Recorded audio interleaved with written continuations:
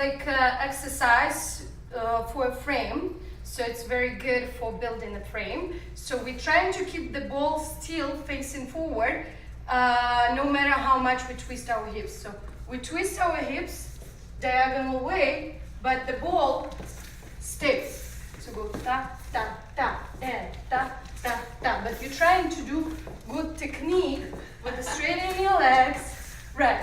So that allows your kind of hips go in a position with the torso. So the torso, when you dance, supposed to stay rather than go like this together with the hips, right? So like this, you kind of build that strength, keeping the torso straight. Okay, try it. Okay, let's do it together. And twist and go, twist and go, twist and go, twist and go, and straight your leg. Hop. Here it's like wrestler.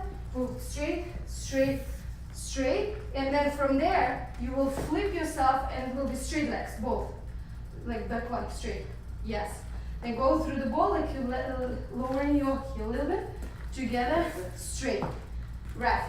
And try to do silent heel, that your feet work is soft. Right.